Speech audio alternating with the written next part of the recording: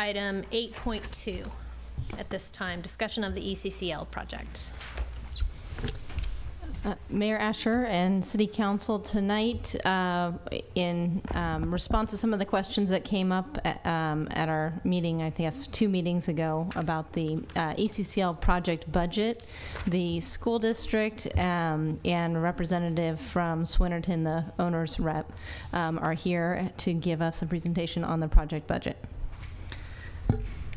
Thank you, Mayor Asher, members of the City Council and City staff.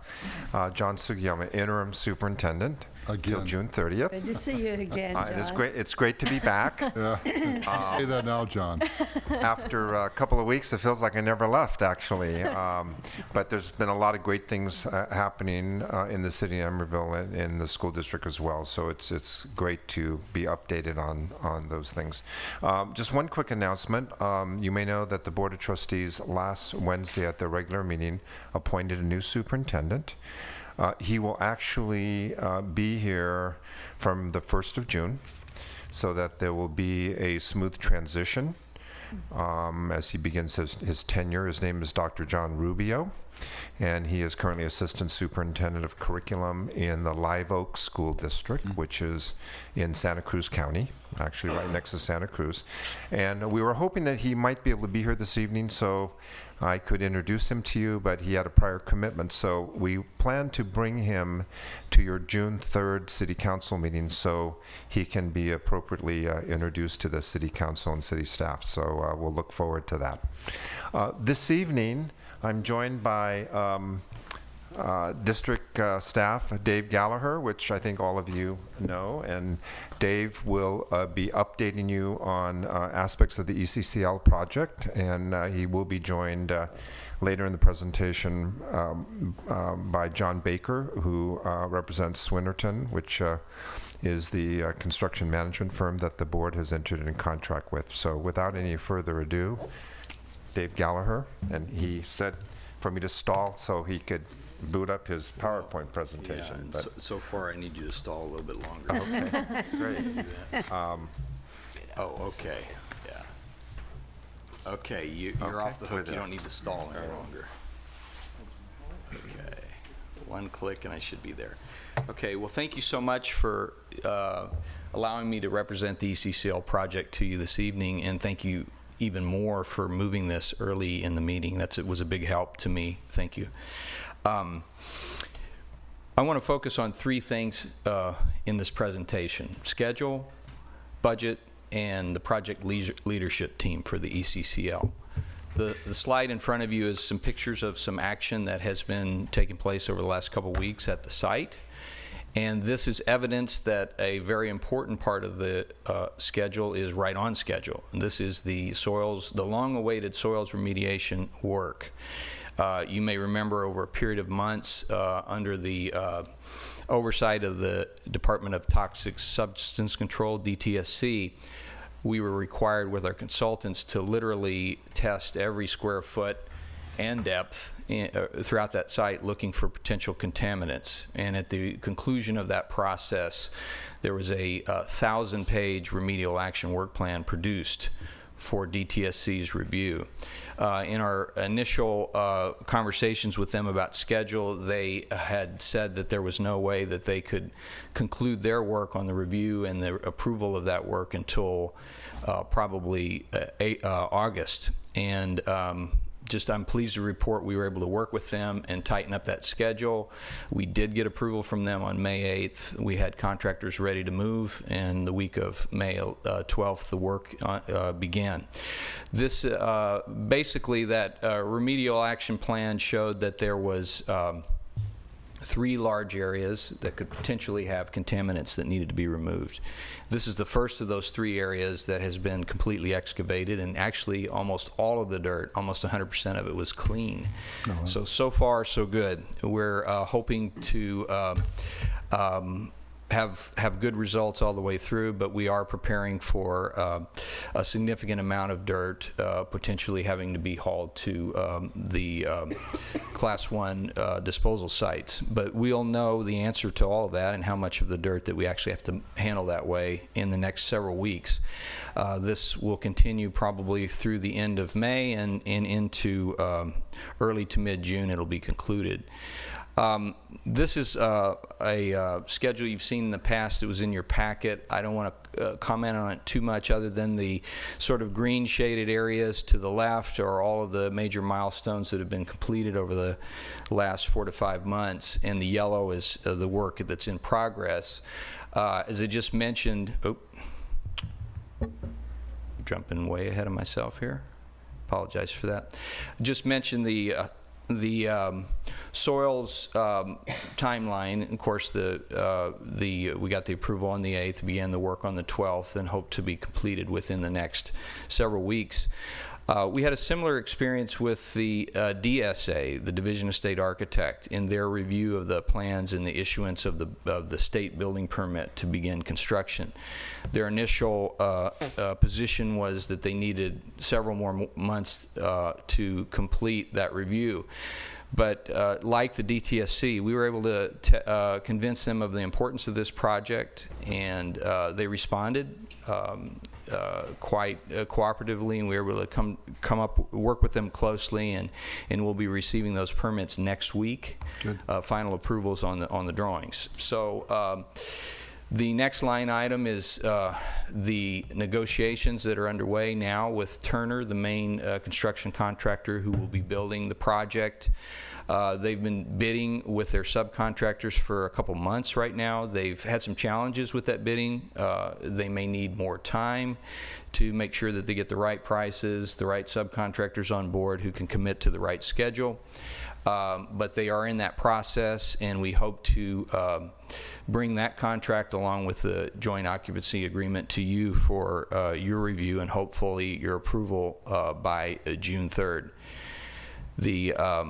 And this is the joint occupancy agreement that is in good shape thanks to your city attorney and staff has spent many hours along with district's council in getting that agreement where it needs to be for your consideration.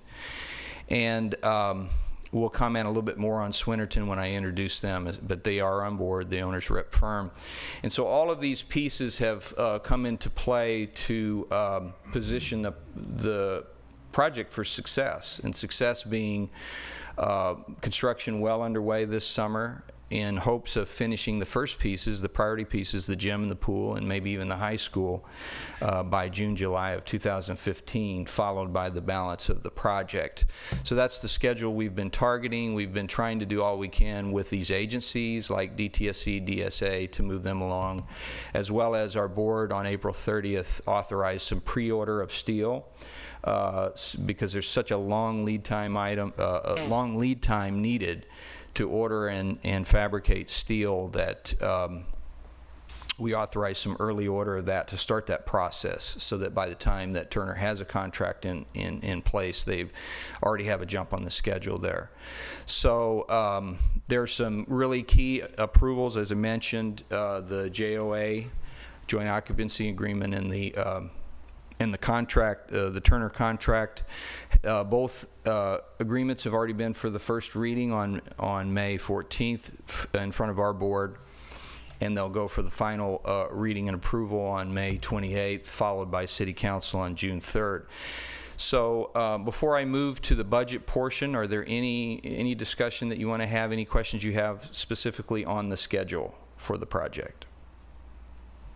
I just want to say that's very clear, and I really appreciate you going through this in detail. Okay, thank you for that. Budget. Here's probably more detail than you've seen on the budget, and I'm pleased to be able to present that to you this evening. We do have a $90 million project, the biggest piece of which is almost $60 million of construction. We've made it clear to Turner that their construction contract will not be a penny over $59.9 million. That's a number they've been well aware of. They're still well aware of, and that's why they're busy working behind the scenes, getting more and more subcontract bids, working harder, taking the time that they need so that they get all the scope of the project in for those dollars and on the schedule that's needed. So that is a challenge, and they're busy working on that, and we're assisting them in any way we can. But that's the biggest piece of the project there. What I want to do here as I run through this is just highlight how these budgets have changed over a 3-month period.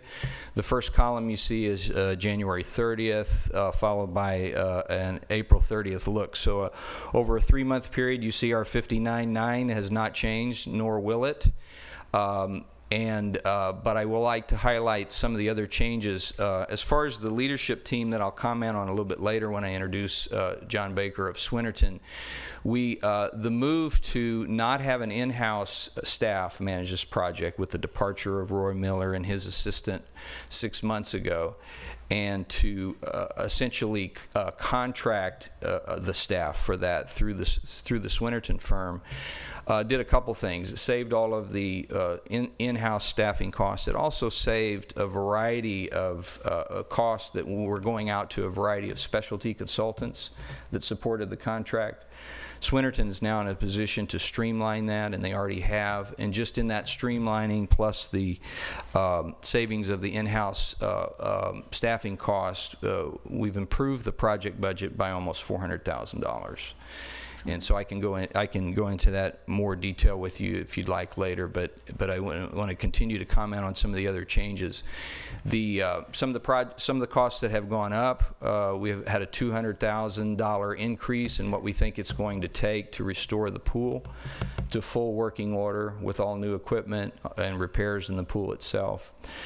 We want to make sure when that pool opens next summer that it's fully functional and there are no problems with it. It's like a new pool, and so we've added some money into the budget for that.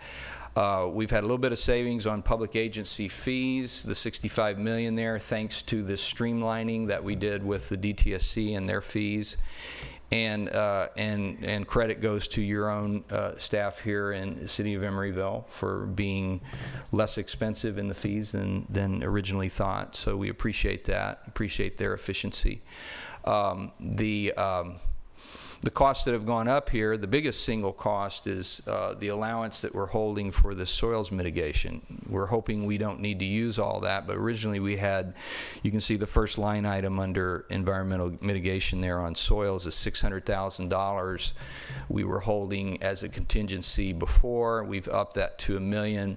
We've also upped some of the testing that we have to do with an independent testing firm. Proportionally. We're hoping that we don't need to use that, but we do have enough allowance in there so that if we do hit some surprises, we can continue with the work and get it completed. The last change there is there's the potential if we're unable to successfully get the high school open by the start of the school year, that we'll need a few more months, up to 6 months, potentially additional lease from where the high school students are now in the Oakland Unified School District. So we were holding that in the budget in the event that were to happen. So we have a $90 million project that's balanced with $90 million of funds. The box there is just sort of the summary of the city funds. Up till now, through the MOUs, the city has allocated $2.8 million to the project, along with a $600,000 FEMA grant and the 21.2 that the city would approve upon approval of the JOA that'll be coming before you in June. That equals about $25 million. Matched with the $65 million that the district is contributing to the project through Measure J, through the 4 bond issuance. The bond issuance is Series A through D listed there. So we have $90 million of funds, continually balanced with $90 million of expenditures. And as you can see, costs go up and down, and they will continue to do so in individual lines throughout the project. And our job and Swinnerton, as our owner's representative's job, will be to continue to keep the project in balance. So I do want to move to talk about the project leadership team and the Swinnerton team, but before I do that, I'd be happy to field any questions you have on budget. I have a couple of questions. The first one is your starting point of $59,904,000. Where do you get that number at, if Turner hasn't given you pricing? Well, there were estimates that occurred throughout the project, through the early stages of the project all the way through. And there was, in a snapshot of time, Roy brought that number as the approximate number that those estimates were pointing to, and established at that time that there would be a 59.9 budget. And as the architect continued to design the detailed construction documents, they needed to keep that number in mind. Turner needed to keep that number in mind, because that is a number that, when plugged in with everything else, balanced well with the 90 million. So that's been a target throughout the project, throughout the latter stage, about the last year of the project. But you don't have any hard commitment from Turner to hit that number yet? Well, other than that, that's all they're going to get. They understand that we've forced that commitment on them. I think the challenge is for them to make sure that they get all the scope that's needed for that number. Okay. Also, can you explain in a little bit of detail what an OSIP insurance policy buys us on this project? Well, this traditionally in the construction field, as you well know, the contractors will generally carry their own workers' comp insurance, builder's risk, liability insurance, general liability insurance, those three components. In some cases, it's advantageous for the district as the owner, through a joint powers agreement, to take on that insurance burden if they can get it for a better cost by bundling it. And that's being looked at, but there are two options that are being looked at, and one would be the traditional manner where Turner carries the insurance. The other would be the district carrying the insurance, and obviously we're just looking for best value, and that's yet to be determined which is the best way to go. Okay, how about, do you have any contingency in this budget for any surprises? Yes, did I skip right over that? There's project contingency. This is sorted by highest to lowest dollar. The project contingency is about the third line down.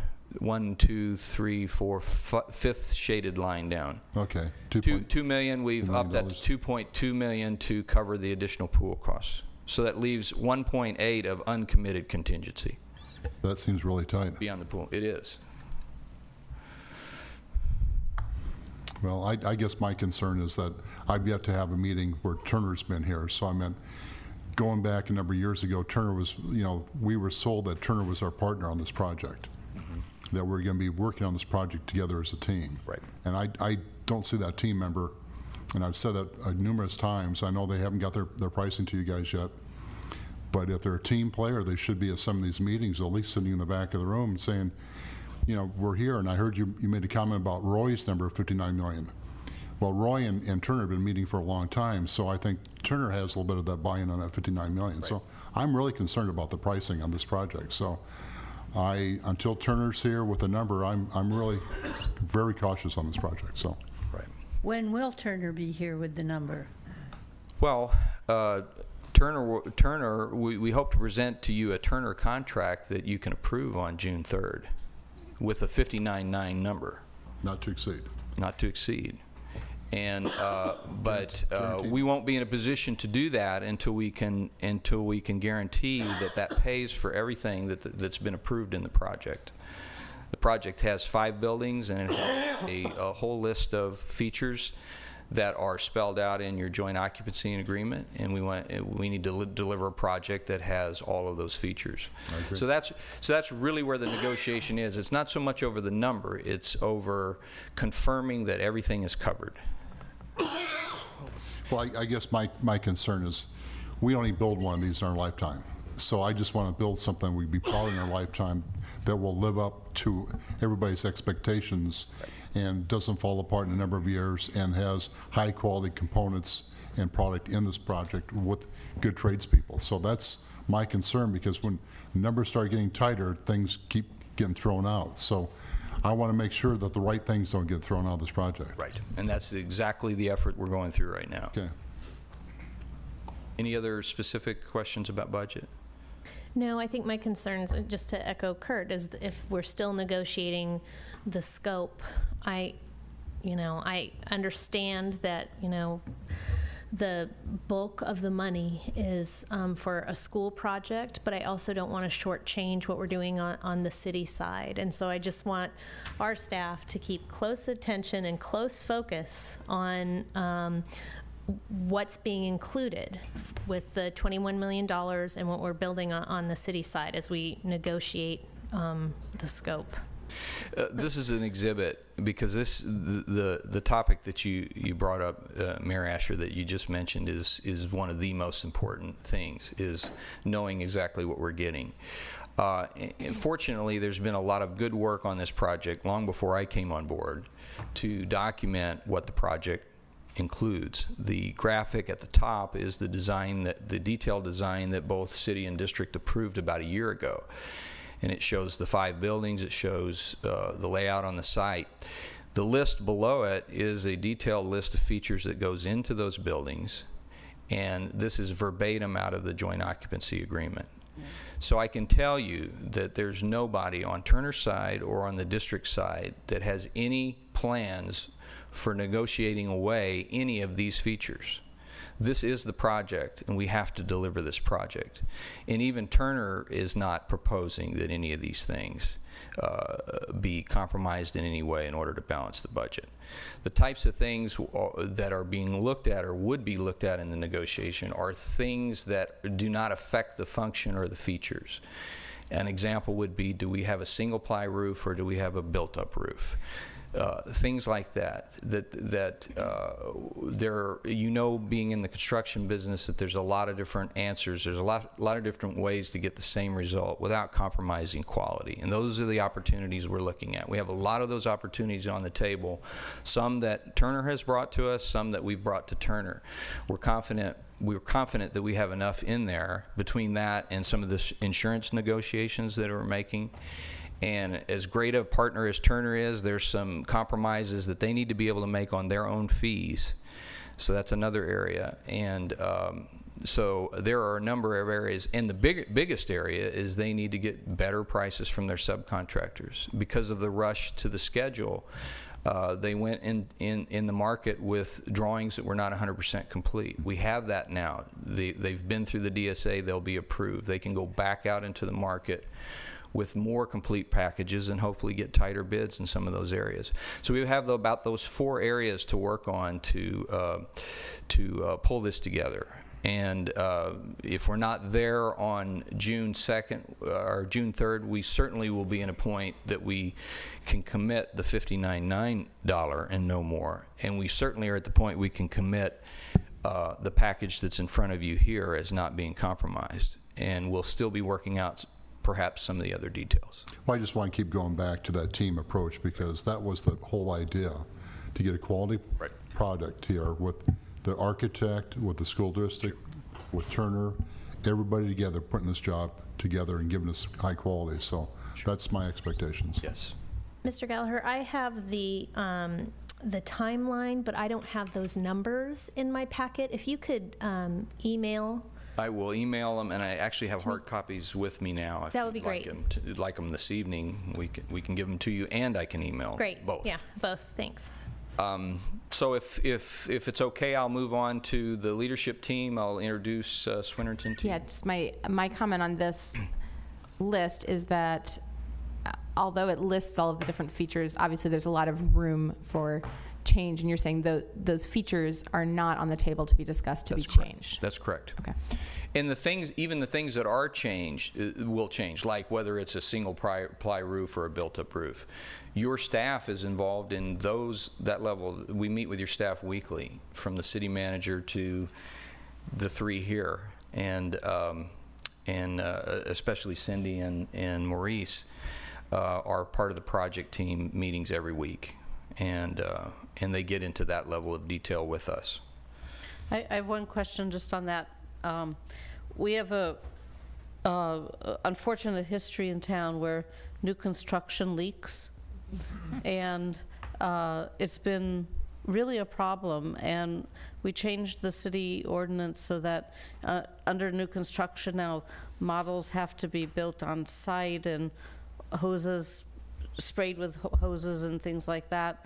So what kind of assurances are we having that this is going to be a campus that's watertight? Well, there's those same kind of tests. There's those same Are kind we of. going to be doing those same tests that we require of other construction? This project won't follow the city building officials' rules. I mean, this is under the DSA. It's a little bit different. But we have performance testing, and we also have a full warranty coverage. And so it's not hard to make a school building not leak. And I've been doing that for years. And sometimes we do have leaks, but we do have the type of inspection, the type of full-time inspection that you have on a school is very different than you have in the city. We actually have an on-site full-time inspector that the state requires us to have who is dedicated full-time to that site. And sometimes at peak periods it's multiple inspectors looking at things like roofs, looking at structural connections on a higher level of detail. And that's how schools are able to be successful with things like roof leaks, is that additional level of inspection. Anyone else? So if we increased our inspection on all other projects in the city, we wouldn't have leaky buildings either? Well, I don't think anybody could afford to have the No. level of inspection that the state requires of the district. So sometimes we don't appreciate having to do that much inspection, but it does have the benefit of heading off some of those problems. It's a good point. As far as the leadership and back to the teamwork, we have had transition on this project. Roy and his assistant left 6 months ago, left a big hole in the team. I was thankful that I was able to come on and kind of build on for a period of time the good work that they had done for so many years. And now we're at a transition point again. The district and the city got together and they received proposals from 11 firms to take this owner's rep role. And the city and the district interview teams came up unanimous as Swinnerton is the #1 candidate. And they've been on board for a month now. The board awarded their contract last month. And this is how they fit into the picture. The top leadership there obviously is the city council and the district board. But the people who do the work are the city staff on the city side, and the district does not have an in-house project staff, a small district. They have a contracted staff, and that staff is now Swinnerton. Whereas Roy was an individual with an assistant and relying on an array of specialty consultants to help him when needed. And I've been an individual. Swinnerton is a team. They're a firm. They have a depth of resources to draw upon. Month in and month out of the project, they'll have sort of the equivalent of 1 to 2 full-time people. But it'll be actually 4 or 5 people working part-time as a team in their specialty areas because of their depth. And I can let John Baker comment on that a little bit when he comes up. But basically their role is, you can see on this graphic, is they're in the middle of everything. They have direct responsibility for all of the contracts and all of the agencies in the blue and the purple boxes down there that the district would otherwise be directly responsible for. There's 19 service providers and suppliers listed there, from architects to furniture suppliers to inspectors to testing labs. You can read the list there. So there's a lot of contracts there and a lot of resources that are not under Turner and will not be under Turner. They're directly under the district. Swinnerton manages all those on behalf of the district. And we've already seen, to the tune of some $400,000 of savings to the project, what it means when you have a dedicated firm managing those resources.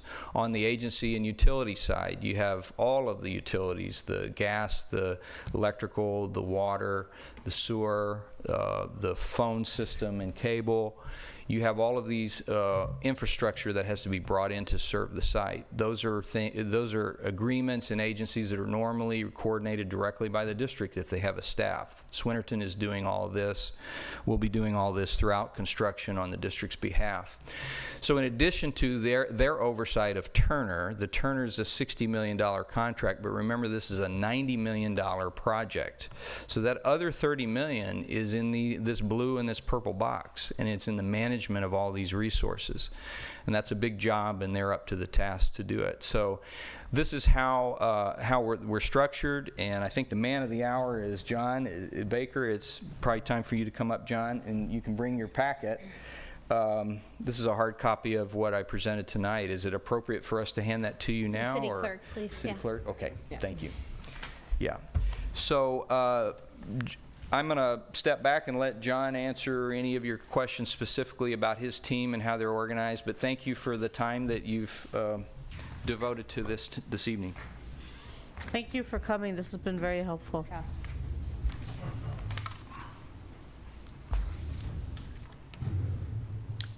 It's a pleasure to make my first presentation to council and staff, first of hopefully many successful and positive reports about the project.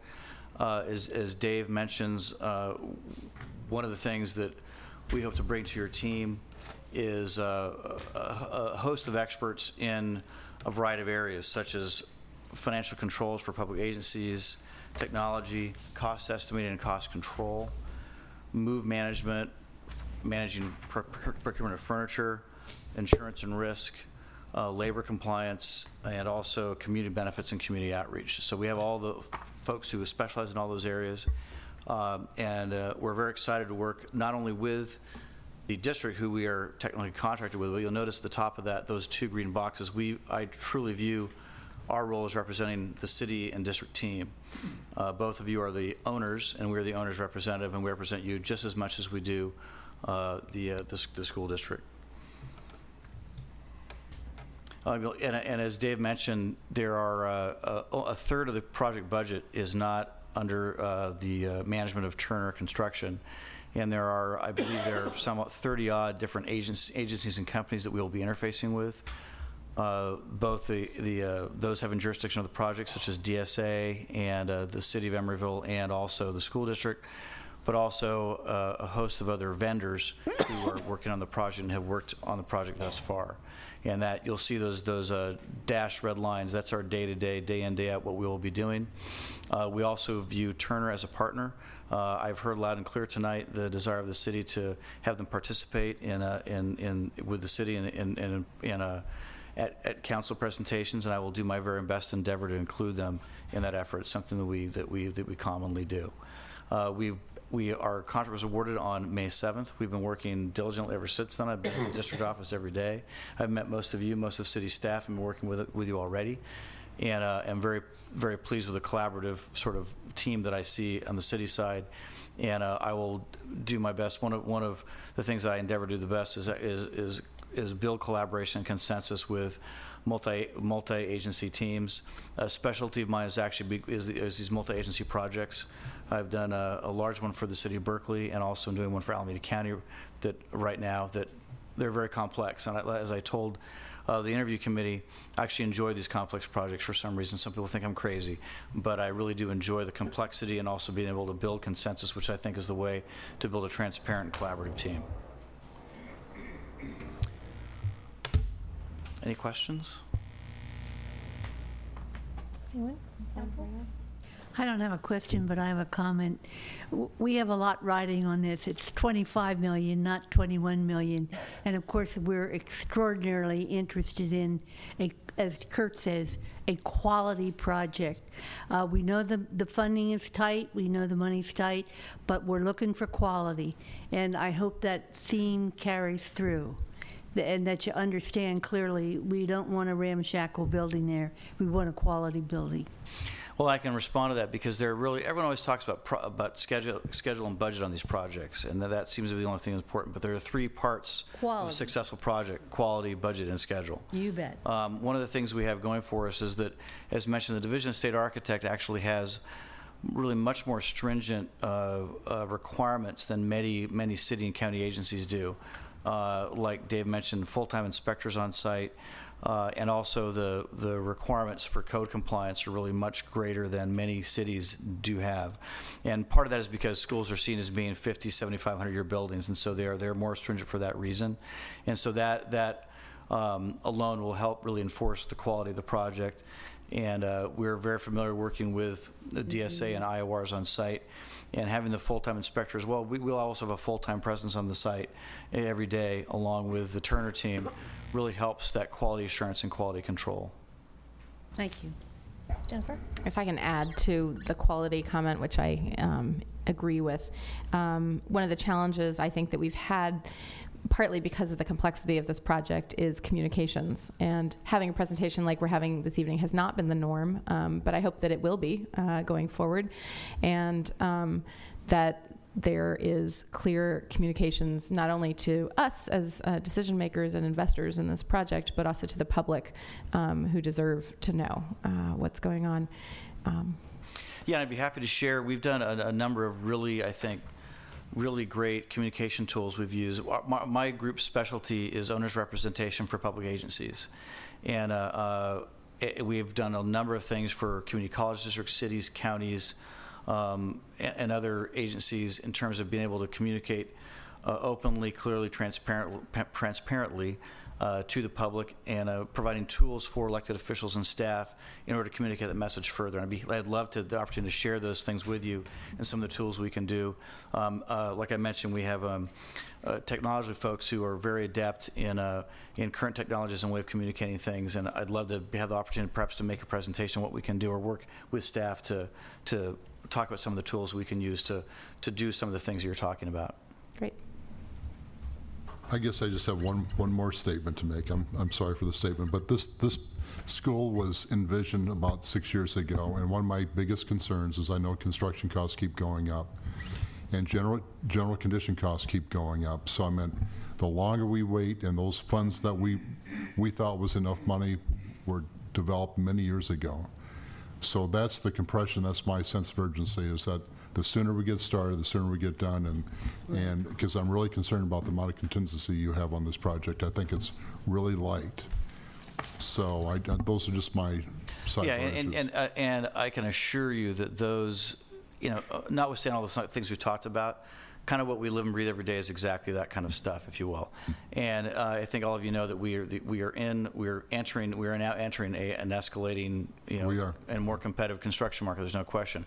I'll remind this group that we do have a contingency within the Turner contract as well, of nearly, I think it's about the same size as what we have on the city and council side. Okay. And so we view that it is. I'll be candid. It's a tight contingency, but it's reasonable for a project of this sort, especially a design assist project where the team's been working together for some time.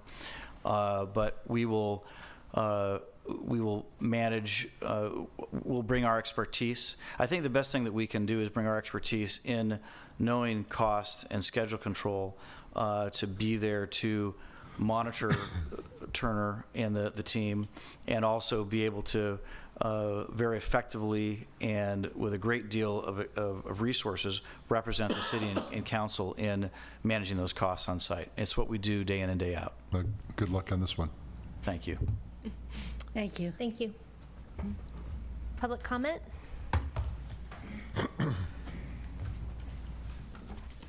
Step up, step up. Yeah, come on.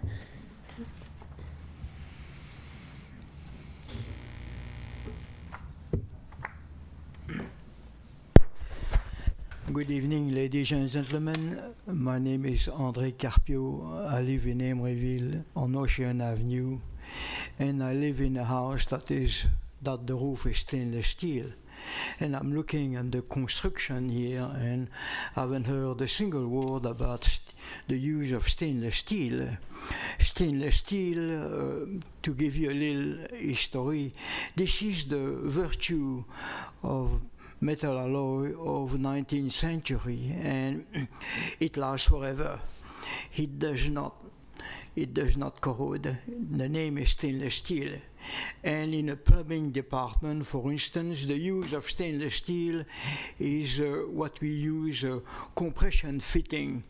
It's not solder, it's not thread, it's nothing like that. It's compression, and this technology that has been experienced by all the lab. There is no single lab that has copper line or galvanized line. Everything is stainless steel, and I would wish that we would initiate the use of stainless steel in the plumbing with the school.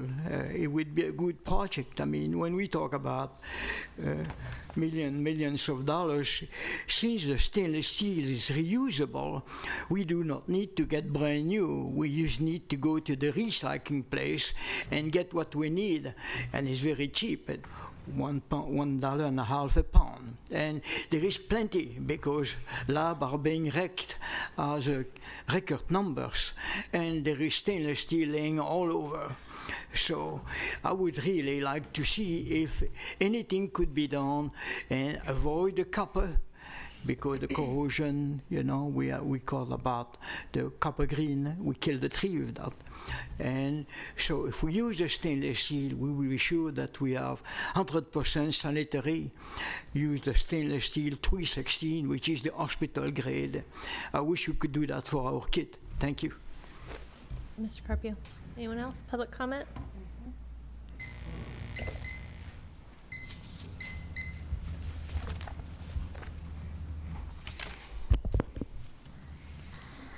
Okay, I wanted to talk a little bit about two subjects. The work completion schedule and the community benefits agreement. So here we are, we're now almost June 2014. Originally we were told that the entire project, the entire Center Community Life project would be finished by July 2015, ready for move-in for furniture and what have you, and then so kids could move in there for this beginning of the school year in August. So then a couple years ago, the district made a correction. They said that they're not going to make that date for the elementary school and for this city, the city center, the community center part of it. Pardon me. But now tonight, I hear, for the first time I've heard, we have now language that's sort of making contingencies about even the high school being ready by July 2015. I noticed on that one slide that, but the gentleman didn't talk about it, that there's a contingency that to make this date there has to be steel availability and there has to be approvals. He did talk about those things a little bit, but he didn't talk about how that would be contingent on making the date. Now, if we don't make the date, of course, it's really going to impact the kids, and it's also going to wreak havoc on the credibility for this project. And so I'm a little nervous now that there's talk now. There's an asterisk next to the July 2015. That makes me very nervous. So here's what has to be done in a little more than a year. Toxic soil remediation, this is my estimation. Toxic soil remediation, site prep, we have to redo the pool, the gymnasium, and build a high school all in about a year. It doesn't seem like it's gonna happen to me. And I'm beginning to think that this talk of steel availability and approvals, these are just like fronts for ass covering, essentially, in case they don't make the date, and then they'll be able to use that as the reason. And it just seems like we're not it's not going to all be done in a year. It just doesn't seem likely to me. I'm in the business, so I know a little bit about it. Now I wanted to talk briefly about the community benefits agreement that this project has. Actually, there is no community benefits agreement for the Center of Community Life. If you go to a dictionary, look up community benefits agreement, it's not what we have here. Community benefits agreement is between the community and the developer. The agency of authority has nothing to do with it. So this document, Mr. Donahue? community benefits CBA, is entirely cooked up by the agency, and therefore it's Time's not up. a community benefits agreement. Thank you. Thank you. Anyone else? Public comment? No? Okay, thank you everyone for being here this evening and for the presentation. See you, John. Thank you, gentlemen. All right.